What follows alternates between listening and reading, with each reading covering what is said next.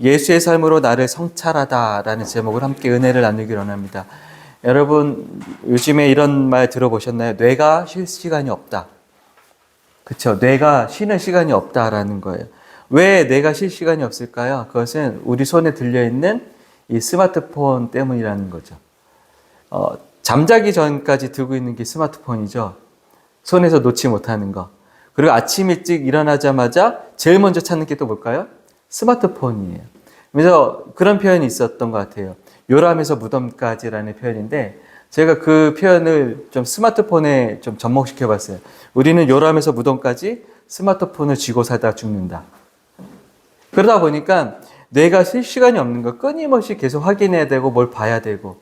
그래서 저도 뇌가 쉴 시간이 없다라는 이 말을 듣고 나서 일부러 스마트폰을 좀 안 보려고 애를 씁니다. 근데 이게 잘 안 돼요. 저는 주로 이제 지하철에서 책을 보거든요. 이제 그 전자책을 이제 빌려가지고 이제 서울 도서관을 통해서 이렇게 빌리는 수 있거든요. 그래서 빌려서 전자책을 보기도 하다 보면 어느 순간에 문득 내 마음속에 뭐가 검색하고 싶어져요. 책을 읽다 보면 모르는 단어가 나오거나 이 의미가 뭘까라는 게 더 찾아주고 싶어서 검색하다 보면 검색으로 끝나지 않죠. 뭘 볼까요? 검색은 핑계였고 실제로는 또 다르시 어느새 나는 쇼츠의 세계로 빠져들어가고 있고 이게 이 핸드폰을 없애버리지 않는 이상은 참 어려운 것 같아요. 또 하나 지하철에서 이제 핸드폰을 조금 끊고 좀 뇌를 쉬어야겠다 하면 이내 잠이 들어버려요. 그래서 제가 원래는 동대문 문화역사공원에서 내려서 5호선으로 갈아타야 되는데 출근하려면 근데 주로 아침마다 잠깐 잠들면 한 정거장 더 가게 됩니다. 그러면서 제 마음에 드는 생각은 뭐냐면 내가 생각하는 게 잘 안 되는구나라는 걸 생각했어요. 여러분 그 스마트폰이 우리 사회에 등장하면서 좀 사람들이 머리가 좀 나빠진 것 같아요. 제 자신이. 전화번호 몇 개 정도 외우시나요?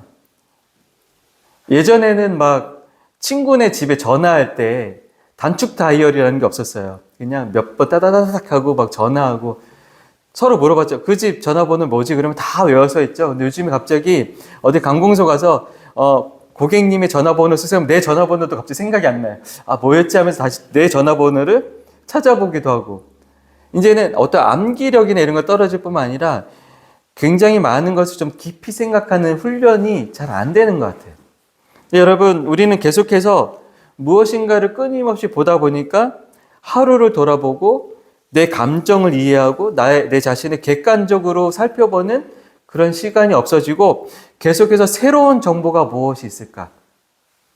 그래서 찾아가는 우리의 일상이 되어 간다라는 거예요. 그렇게 살아가다 보면 어떤 인생이 될까요? 내 생각이라는 것은 사라져 버리는 거예요. 어떤 생각으로 살아갈까요? 나에게 주입된 정보가 내 안에서 만들어진 그 생각이 내 생각인 것 마냥 알고 그 생각대로 살아가는 거예요. 다시 말하면 그냥 떠도는 생각에 나도 맞춰서 그렇게 살아가는 것. 그 인생이 된다는 거죠. 이것을 옛날 어르신들은 이렇게 얘기했어요. 줏대 없는 인생. 오늘 우리가 읽은 말씀을 보면 예수님이 이렇게 해줘요. 주춧돌이 없이 세워진 건물 같은 집이 있는 사람 같다라는 거잖아요. 이 주춧돌 없이 집을 세우면 떠내려가잖아요. 동일하게 내가 정말 줏대 없이 살아가는 인생이 되지 않으려고 한다고 하면 성찰하고 내 생각이 무엇인가를 분명하게 발견하고 내 생각을 다듬어가는 그런 시간이 필요하다는 것입니다. 그러기 위해서 우리가 해야 될 것이 의도적으로 좀 멈춰야 되는 것이 필요해요. 그래서 일전에 우리가 이런저런 대화하다가 제가 굉장히 좋은 팁을 얻었는데 이 멍 때리는 것도 굉장히 삶에 중요하다고 합니다. 네.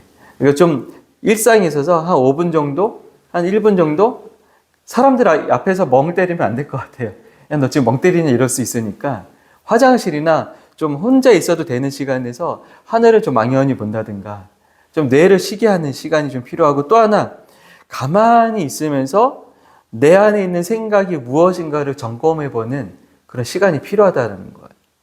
근데 여러분 생각을 많이 한다는 게 좋을까요? 나쁠까요? 생각도 잘해야 돼요. 생각을 잘못하면 오히려 그 잘못된 생각이 나에게 해가 될 수 있다라는 거죠. 될 수 있다라는 거죠. 반추가 있고 반성적 사고가 있고 성찰이 있어요. 반추는 이거예요. 같은 생각을 계속해서 되돌리는 거예요. 근데 이 반추의 사전적 의미는 뭐냐면 좋은 생각이 아니라 좀 부정적인 생각 있잖아요. 내가 왜 그랬지? 왜 그랬지? 왜 그랬지? 이거를 계속 반추한다는 거예요. 그래서 이거보다 좀 더 괜찮은 사고방식이 뭐냐면 반성적 사고예요. 그러니까 리플렉티브라고 하는 건데 이걸 내가 좀 다른 거와 비추어서 비교해 보는 거예요. 그러면서 다음에 어떻게 하면 더 좋을까? 이걸 좀 더 긍정적인 방향으로 좀 방향을 바꿔보는 거예요. 근데 이거보다 더 깊은 우리가 해야 될 생각이 뭐냐면 바로 성찰이라는 거예요. 성찰은 뭐냐면 조금 어렵지만 철학적인 어떤 인식론적 질문까지도 내가 해보는 거예요. 세 가지인데 첫 번째는 정말 무엇이 참인가? 참된 것이란 무엇인가를 계속 생각하는 거예요. 어제 우리 교회에 한 청년이 엄마와 함께 찾아왔어요. 이제 다른 교회 이제 청년이고 다른 교회 이제 다니시는 분이신데 저희 설교를 듣고 신앙을 좀 고민을 나누고 싶어서 어제 찾아왔어요. 근데 자기는 이상하게 예수님이 안 믿어진다는 거예요. 그리고 이상하게 우리 엄마, 아빠, 할머니 다 예수님을 믿는 게 신기하다는 거예요. 아니 어떻게 눈에 보이지도 않는 하나님이 어떻게 있다 그러고 그 하나님을 믿는다 그러고 그 하나님 예배한다 그러지. 자기는 태어나자마자 우리는 모태신앙이었지만 나는 안 믿겨진다는 거예요. 그래서 저한테 또 여러 가지 막 고민 같은 거 성경적인 질문들을 막 던지는 거예요. 그래서 마지막에 제가 그 친구한테 했던 말이 뭐냐면 친구는 지금 진리를 찾는 것이 아니라 완벽한 논리를 찾는 것이라고. 여러분 신앙은 논리가 아닙니다. 그렇죠? 논리는 무엇일까요?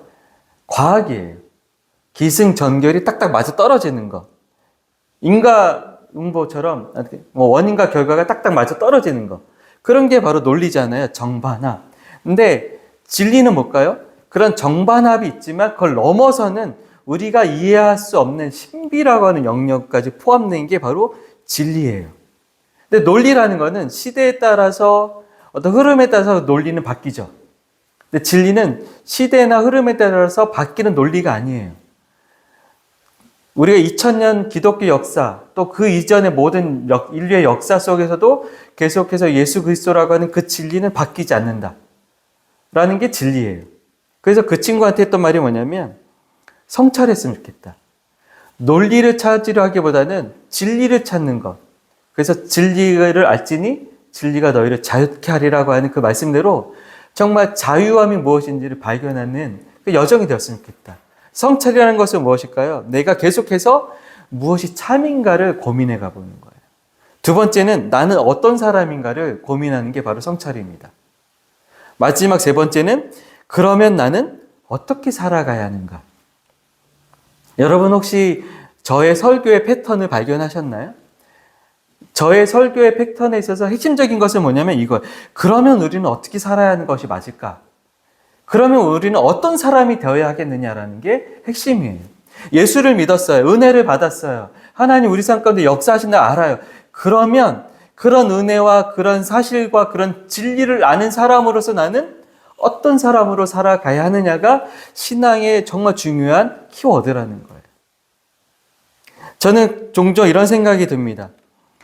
한국교회의 아픔은 뭐냐면 내가 은혜 받은 자로서 내가 진리를 발견한 사람으로서 진리를 만난 사람으로서 어떻게 현실을 살아가야 되는가에 대해서는 우리는 성찰하지 않았다라는 거예요.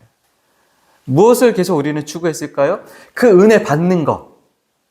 어떤 감정적으로 감격한다든가 어떤 내가 기도했는데 이런 일이 뻥 하고 이루어졌다라든가 뭐 했는데 하나님께서 이렇게 역사하셨어요. 이런 것만 생각했다라는 거예요. 그러나 이제는 더 넘어서서 내 삶이 방향성이 어떻게 되고 나는 과연 어떤 사람으로 살아가야 하는가에 대한 그 성찰이 우리 삶에 되게 필요하다라는 거예요. 여러분 신앙에 있어서 성찰이라는 이 단어는 떨어질 수 없는 단어입니다.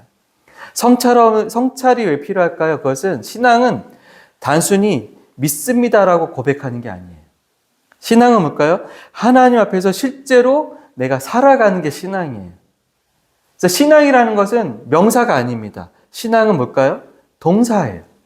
살아가려면 나에게 필요한 것은 내가 어떤 사람인가를 보고 또 내가 지금 뭐 하고 있는지를 발견하는 그런 성찰이 필요하다는 것이죠. 그런 성찰이 없는 사람을 향해서 우리 예수님이 오늘 39절에 이렇게 표현하는 거예요. 그런 사람들은 눈먼 사람이다. 그래서 저는 오늘 39절을 읽으면서 여러분에게 이렇게 좀 말씀드리고 싶어요. 여러분, 하나님을 향해서 눈뜬 사람이야말로 정말 복된 사람이다라는 거예요. 어제 그 친구가 저한테 이런 얘기를 해요. 목사님, 저 정말 예수님 믿어보고 싶어요. 정말 예수님을 보고 싶어요. 근데 안 믿겨지고 안 보이는 게 저도 답답해요. 근데 여러분은 예수님 믿잖아요. 여러분 예수님을 주님으로 고백하잖아요. 이거는 정말 기가 막힌 놀라운 기적이에요. 내가 주님을 믿게 됐다라는 것 자체는 어떻게 설명할 수 없는 기적이에요. 만약에 누군가가 저에게 아니 보이지도 않는 하나님을 어떻게 믿습니까? 하나님을 어떻게 예배합니까? 그리고 당신이 예수님을 주님으로 고백하는 거 어떤 이유 때문에 그렇게 믿게 되었습니까? 라고 저에게 자세하게 설명해 달라면 솔직히 저 자신이 없어요.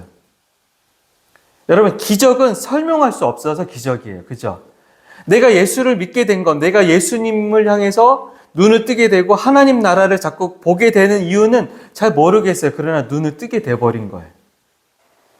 오늘 39절에 눈먼 사람이 눈먼 사람을 인도할 수 있느냐, 둘이 다 구덩이에 빠지지 않겠느냐라고 하는 이 예수님의 원래의 말씀은 원래 바리새인과 율법학자들을 빗대어서 말씀하신 것인데, 그러나 이 성찰이라는 단어로 보면 성찰의 눈으로 세상을 보지 못하는 사람들, 즉 성찰의 눈이 떠있지 않은 사람들은 늘 어떤 인생일까요? 구덩이에 빠지는 인생이 된다라는 거예요. 내 삶에 어떤 환경이 중요한 것이 아니라 그 환경과 더불어 내가 눈 떠서 하나님을 볼 줄 아는 인생이야말로 그 구덩이에 빠지지 않는다라는 것입니다. 그래서 우리 주님이 이렇게 얘기하는 거예요. 너희들은 제발 부탁인데 눈 뜬 사람이 되어야 한다라는 거예요. 눈 떠서 똑바로 보고 살아라. 무엇을 봐야 될까요? 현실을 똑바로 보며 동시에 하나님 나라를 현실적으로 바라보는 사람이 되어야라 라는 것이죠. 여러분, 자기 자신에 대해서 눈 뜨지 못한 그 성찰이 없는 인생은 어떤 사람이 될까요? 첫 번째는 내가 잘한다는 착각의 늪에 빠질 수 있어요. 자기를 볼 줄 모르는 거죠. 또 하나, 자신을 보지 못하라는 것은 어떠한 늪에 빠지냐면 늘 자기를 정당화하는 그 늪에 빠지기 시작합니다. 제가 우연찮게 이혼숙녀 캠프라고 하는 방송을 봤거든요. 이거 짧게 봤는데 남편에게 상담가가 이렇게 물어봤어요. 아내에게 아쉬운 게 뭐냐고 이렇게 물어요. 아내의 문제가 뭐냐? 그랬더니 남편이 이렇게 얘기해요. 아내가 너무 예민합니다. 그래서 반대로 아내에게 물어봤어요. 그럼 남편의 문제는 뭡니까? 그랬더니 남편이 너무 무심합니다. 그래서 상담가가 양쪽에게 물어봤어요. 그러면 당신의 문제는 뭐라고 생각합니까? 그랬더니 순간 둘 다 말을 못해요. 왜 그럴까요? 내 문제가 무엇인지를 발견하는 거는 안 했던 거예요. 계속 무엇을 봤을까요? 상대방의 문제만 계속 보는 거예요. 다시 말하면 내 삶에 나를 바라보는 성찰의 시간이 없었다라고 이야기하는 거죠.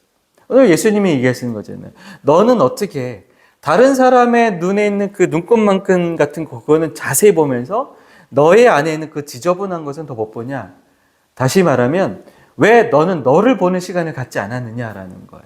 그래서 성찰이라는 것은 다른 것이 아니라 먼저 내 눈 속에 있는 들보를 보라고 하는 예수님 말씀대로 내 자신의 들보를 마주하는 것, 내가 나를 직면하는 것, 그것이 바로 성찰이라는 거예요. 그래서 여러분들이 기도한다라는 거, 우리가 이제 주일마다 이렇게 예배하잖아요. 오늘 저는 굉장히 사무실에서 감격스러운 시간을 가졌거든요.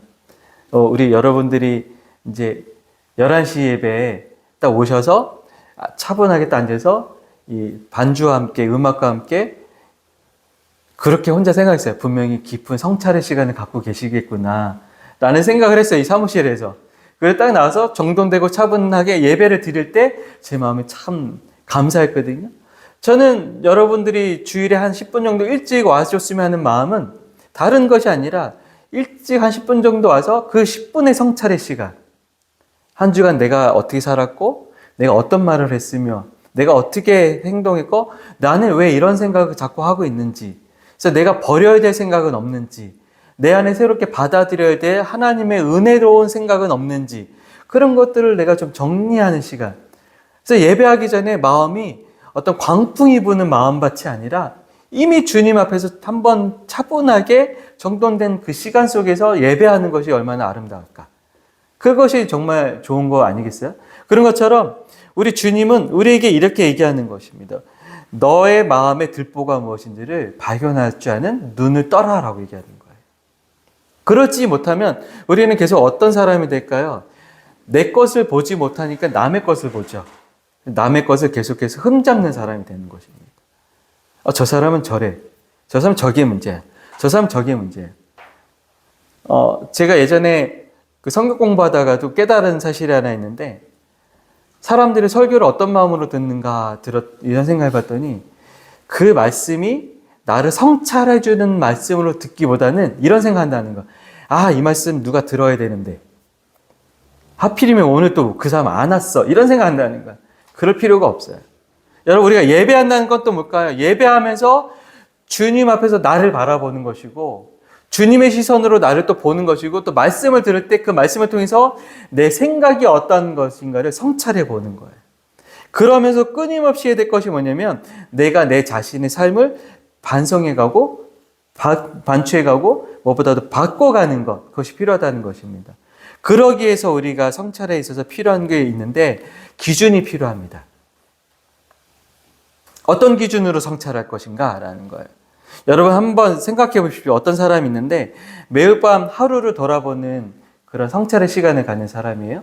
오늘 좀 예민했다 내가, 또는 내일은 더 잘해야지 하는 그런 습관을 자기가 기록했어요. 그런데 어느 날 이런 생각이 드는 거죠. 나는 계속 성찰하는데 왜 바뀌지 않을까? 나는 왜 바뀌지 않을까? 왜일까요? 그것은 성찰을 안 해서가 아니라 기준이 없어서 그래요. 기준 없이 성찰하면 우리는 결국 이런 결론을 내리다 끝나요. 그래도 나는 괜찮아. 상황이 그랬어. 그래서 우리가 해야 될 것이 무엇이냐면 내가 성찰을 할 때 성찰의 기준점, 내 중심에 어떤 중심을 두고 성찰해 나가는가가 필요한 거죠. 여러분의 삶의 성찰의 기준점은 무엇인가요? 누구이신가요? 저는 분명히 얘기하고 싶은 것은 바로 예수 그리스도를 비추어서 나의 삶을 성찰해 보는 게 우리 그리스도인의 삶의 성찰의 모습이라는 거예요. 여러분, 예수님이 하신 말씀, 또 예수님이 살아가신 모습을 내 성찰의 정중앙의 거울처럼 두고서 나를 비춰보는 것. 그래야 비로소 내가 보이기 시작하는 거예요. 예수님의 사랑 앞에서 나의 무엇이 보였을까요? 나의 이기심이 보이는 거예요. 예수님의 겸손 앞에서 나의 건방짐이 보이는 거고, 예수님의 순종 앞에서 나의 불순종이 보이는 거고, 예수님의 진실한 앞에서 나의 위선이 보이고, 예수님의 인내 앞에서 나의 조급함이 보이는 거예요. 그리고 예수님의 희생 앞에서 자기 중립성이라고 하는 이기심이 보이는 것, 그것이 바로 진짜 성찰이에요. 그래서 40절에 보면 예수님이 이렇게 말씀하시죠. 제자가 그 선생보다 높지 못하나 무릇 온전하게 된 자는 그 선생과 같으리라. 좀 어렵게 번역했는데 이것은 이렇게 이야기하면 돼요. 제자는 스승과 같아져야 한다. 라는 게 예수님의 말씀이에요. 우리는 따르는 것을 닮아가는 존재입니다. 신앙이라는 것은 계속해서 내가 예수와 닮아져 가는 거예요. 그 같아짐을 위해서 우리는 예수를 성찰의 중심에 두고 그 반복되는 성찰의 과정을 통해서 정말 내가 변화되어지고 바뀌어가는 것이 정말 신앙의 기쁨이라는 거예요. 어제보다는 오늘이 더 괜찮은 나로 살아가는 것. 이전에 나였음 같았으면 그 인내심이 없었고, 이전에 나 같으면 나의 이기심의 어떤 결정이 이기심으로 했었고, 이전 같았으면 나도 뭔가 위선적인 사람이었는데 갈수록 내가 진실하게 하나님 앞에서 담백한 인간이 되어가는 것. 그게 정말 예수의 사람으로 살아가는 거예요. 다시 말하면 내 어떤 행동이 바뀌는 것이 아니라 성찰을 통해서 정말 바뀌어야 될 것은 내 인품, 인격, 그것이 바뀌어가는 거예요. 성품, 그것이 바뀌어가는 거예요. 우리가 교회에서 누군가를 보면서 실망하는 이유는 무엇일까요? 이 정도 됐으면 그의 인격이 좀 변화되고 인품이 좀 바뀌고 성품이 좀 바뀌었어야 되는데 여전히 30년 전이나 20년 전이나 10년 전에 보았던 그 성품과 그 인품과 그런 인격이 여전할 때 과연 저 사람에게 있어서 진리란 무엇일까? 과연 저 사람에게서 예수란 어떤 존재이실까? 과연 저 사람에게서 신앙의 이유는 무엇일까가 질문이 되는 거예요. 그 질문이 되는 것이 쌓이다 보면 그 사람에 대한 실망이 되는 거죠. 그래서 끊임없이 해야 될 것이 무엇이냐면 우리가 성찰을 통해서 내 인격을 계속해서 예수의 인격으로 바꿔가는 게 우리의 하나의 중요한 일이라는 것입니다. 2007년에 나왔던 책인데 여러분 읽어보셨을까요? 빌 하이벨스라고 하는 목사님이 쓴 책인데 아무도 보는 이 없을 때 당신은 누구인가? 라는 책이에요. 그래서 부제가 성숙한 인격의 8가지 퀄리파이드, 자질 이렇게 나와요. 여러분, 우리가 이렇게 만나서 볼 때는 다 사회적 매너를 취합니다. 그죠? 할렐루야. 제가 제일 싫어하는 게 만났을 때 할렐루야 하는 거거든요. 근데 제가 만나는 친구 하나가 꼭 제가 그걸 싫어하니까 꼭 그런 걸 얘기를 해요. 전화하면, 기철, 이게 아니라 할렐루야, 막 이래요. 내가, 그것 좀 하지 마. 근데 어제 통화하다가 그 친구가 저한테 전화하면서 할렐루야인데 제가 어떻게 했을까요? 저도 모르게 할렐루야. 닮아가는 거야. 여러분, 제가 왜 그걸 싫어했냐면 뭔가 위선적인 것처럼 보였었어요. 할렐루야, 아멘 하는데 당장 운전하다가 차 끼어들면 자기의 본심이 나와버리는 거. 뭔가 조금이라도 내 눈에 마음에 안 들면 발로 팍 차버리는 거. 그리고서 사람들 만나면 할렐루야. 이거는 굉장히 안 맞는 거잖아요. 그래서 우리가 중요한 것은 뭐냐면 아무도 보는 이 없을 때 내가 누구인가를 성찰해가는 거. 이 빌 하이벨스 목사님이 이 책을 그렇게 써준 거예요. 자, 한 토만 읽어드릴게요. 인격이란 아무도 보는 사람이 없을 때 우리가 하는 행동이라고 어느 현인이 말한 바가 있습니다. 인격은 다른 사람들이 우리에 대해서 생각하는 평판이 아닙니다. 인격은 성공이나 성취와도 다릅니다. 인격이라는 것은 우리가 무엇을 했는가가 아니라 우리가 어떤 사람인가입니다. 그게 인격이라는 거예요. 이것을 예수님이 오늘 43절과 44절과 45절에서 이렇게 얘기하셨죠. 나쁜 열매를 맺지 않고 또 나쁜 나무가 좋은 열매를 맺지 않는다. 마음에 가득 찬 것을 입으로 말하는 법이다. 여러분, 내가 말하고 행동하는 것은 무엇일까요? 내 인격이 드러나는 거예요. 내 인격을 표현하는 거예요. 그렇기 때문에 내가 아무리 겉으로는 좋은 사람처럼 좋은 인격을 가진 사람처럼 포장한다 할지라도 어느 한계점에 이르면 내 본심이 등장하는 거예요. 내 본인격이, 내 본인성이 확 튀어나오는 거예요. 그때 사람들이 놀라는 거죠. 원래 저 사람은 저게 진짜였구나. 나의 진짜 모습이 확 튀어나올 수 있다라는 거예요. 그러기 위해서 우리가 해야 될 것이 있습니다. 예수님이라는 거울을 통해서 계속해서 나를 보고 성찰하면서 그것을 인정해가는 시간. 그리고 그것을 계속 바꿔가는 그 시간이 우리 그리스도인의 삶에 정말 중요하다는 거예요. 여러분, 우리가 아침마다 이렇게 말씀 묵상 카드 올라가서 글을 읽잖아요. 이 사람 글을 잘 썼네. 이 문장 좋네. 할 수도 있습니다. 그러나 한 가지 할 것이 있어요. 그 말씀의 카드가 나를 비춰주는 거울이 되게 해야 되는 거예요. 그 거울이 너무나도 내가 뻔히 아는 내용이다 할지라도 다시 한번 여러분 거울을 또 보듯이 내가 그 말씀을 또 보면서 나를 비춰보는 거예요. 그래서 아침에 말씀 한 구절이라도 읽자. 말씀 하나라도 좀 비춰보자라는 것은 뭐냐면 결국 내가 나를 성찰해가는 그 시간을 가져보자라는 것이고 그걸 통해서 결국 내가 해야 될 것이 무엇일까요? 내가 계속해서 예수의 성품을 가진 그런 정말 심플하고 담백하고 정말 앞뒤가 똑같은 그래서 표한 사람으로 변해가는 것. 그것이 정말 우리 일상에 매일같이 해야 될 반복적인 삶이라는 거예요. 그러한 삶이 없는 사람들은 결국 어떤 사람이 될까요? 오늘 48절에 보면 주님이 얘기해요. 그냥 어느 한순간에 사라져버린 사람이 된다라는 거예요. 여러분 48절에 보면 탕류라고 하는 좀 어려운 한자 단어가 나오죠. 이 탕류라고 하는 것은 헬라어로는 이런 거예요. 범람한 강, 급류, 홍수 같은 물, 그거를 말합니다. 거센 물살을 말을 해요. 그래서 이 탕류라고 하는 단어가 뜻하는 의미는 무엇이냐면 통제할 수 없는 인생의 급물살을 얘기합니다. 좀 더 배경적인 설명을 드리자면 여러분 이스라엘 땅은 평소에는 아주 드라이한 땅이라고 합니다. 비가 잘 오지 않는 땅이라고 해요. 그러다가 갑작스럽게 폭우라도 한 번 확 쏟아지면 엄청나게 비가 와서 한 번에 모든 것을 확 휩쓸고 지나간다고 해요. 그래서 마른 골짜기였다가도 비가 오면 바로 강처럼 변화버리는 그 땅에서 살아가려면 집을 어떻게 지어야 될까요? 주추를 잘 세우고 견고하게 땅을 파고 하나하나 정성스럽게 잘 세워나가야만 흘려내려가지 않는다는 거예요. 예수님이 그런 일상적으로 예수님 살아가던 시대에 일어나는 그런 현상들을 보시면서 우리에게 비유하신 게 뭐냐면 평소에 성찰 없이 예수의 삶으로 자기를 바꿔가지 않은 사람들은 통제할 수 없는 인생의 급물살 앞에서는 그냥 한순간에 떠내려가는 사람으로 된다라는 거예요. 그 사람이 교회에 20년 다녔고 30년 다녔고 얼마큼 통성기도를 했고 얼마나 방언을 하고 심지어는 예언을 하고 뭘 해도 상관없어요. 인생에 통제할 수 없는 급물살이 한번 닥쳐버리면 한번 확 떼어내려가는 사람일 수 있다라는 거예요.